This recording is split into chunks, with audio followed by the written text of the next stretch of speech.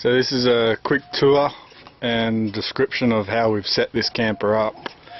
So we've got the SMEV sink here, which is permanently plumbed into a 110 litre fresh water tank with an electric tap. We've got the SMEV 2-burner stove. There's the pump in there and the filter, which you can easily change out there. 1000 watt pure sine wave inverter, a Perentie distribution panel, your angle outlet, a second 12 volt one, your two USBs, your switches for your lights and the pump. We've also got LED strip lighting all across both sides of the truck, plus up there in the middle. You've got your kitchen drawers there. Got the 40 litre angle drop down fridge slide, as you can see. We've got 250 amp hours of house batteries, so that'll easily run both fridges, the 40 litre and the 17 litre drinks fridge, which are both fridge freezers. It'll easily run them for 5-6 days, plenty of power. The gas bottles are two 2-kilo gas bottles with cooking on the Weber and using the cooktop generally in the mornings. 1 2-kilo bottle lasts us 10 days, so we've got plenty of gas just in those 2 bottles. Weber comes with it. It also comes with the rotisserie attachment because we've got 240 power with a pure sine wave inverter up in there. It's also safe to charge your laptops, etc. We run 3 spares on this truck, being a 6-wheeler, so we've got 2 on the back of the canopy and the 3rd one is underneath. Now the tyres are only about 3,000 k's old. They're 25585 BFG Goodrich 16-inch rims, so they're actually surprisingly quiet and they're exceptional off-road. I'm very happy with them. So like I said, rotisserie attachment, runs off 240 power. We've got this trundle drawer, which is 2 metres long. There's just acres and acres of storage under there. Comes with ammo boxes. I think we've got 8 ammo boxes all up. The levelling wedges for when you can't find level ground. It's a second gas bottle, obviously. We've also got another 20 litre jerry can at the front of that trundle tray and another collapsible 20 litre, so it takes our capacity to 150 litres when we want it, so there's plenty of water. Got 2 65 litre fuel tanks either side of the truck under where you sit, plus the jerry cans. Worst case scenario, with run about 20 litres per 100, that gives us 800k range.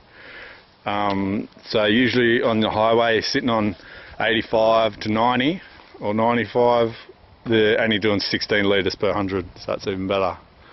The tent, that's probably the most impressive thing on this truck. It's less than 18 seconds, press a button, it's all set up, you're ready to crawl into bed as soon as you get into camp. The bed is permanently made up, there's LED lights in there, runs off electric winch, there's a second backup electric panel over the other side if you have any dramas, and there's also a manual winder. So this is inside the tent. It's a pretty phenomenal setup. A lot of engineering's gone into this. In the 3.5 years I've had this truck set up, I've never ever had any troubles with it. It's just been absolutely bulletproof. So your bed's always set up. Not at the moment because we're selling. But yeah, it's all too easy. Another very good feature of this tent is the awning, which runs around on all 4 sides. So that when it is pouring with rain, you can have all your windows open and still get that cross-flow breeze. Now, the second most impressive feature on this is the awning, I'd say. It's very, very quick to set up. You get massive shade. They tell me it's rated for 60k winds with these 2 little guy ropes. We've actually never used those guy ropes. When you are camping in the rain, you can see the awning on the tent overlaps the awning around the kitchen and living area, so there's no rain which comes into your kitchen area. So on the driver's side you've got two big storage lockers here, which are lockable, all carpeted inside. We use them for clothing and anything clean. Heaps of storage in there for two people, that's for sure. In the cab we got the 80 channel UHF CB, we got a reversing camera, your handheld CB for the spotter, you get out and we'll talk to them. We got two further 12 volt outlets running the drinks fridge for us and the spare one, all hooked up to the house batteries. We got the PTO winch, and this is a permanent four-wheel drive vehicle, so it's when you're just running around on road like normal, runs the middle and the front axle, and when you want to go cross country you pull out a lever on the dash, which can be done at any speed. You can do it at 90 k's, and that'll fire up the third tail shaft via a centre diff lock, a vacuum switch, and that fires up the rear axle. All the tools on the bonnet. Got a massive PTO winch out front. I've only used it twice, once to see how it worked and second time to pull down a tree which was across the road. Got a water curtain here, so just drop that down for the deep river crossings. A 42-inch light bar up the top there, turns everything into daylight. You got these side lights as well, they're all switched underneath the tray under there, both sides. There's a switch both sides. We've also got LED reversing and work lights. We've got one of them each side, so you can either have them hooked up to your reverse, you can have them off completely, or you can hook them on and use them as work lights when you're working out in the paddock during the night. You've got the DC to DC battery charger, which takes care of the house batteries. We've also got a second display, gives you your volts of your cranking battery and the water level in the 110 litre water tank. Also with the truck you get the ARB twin motor air compressor.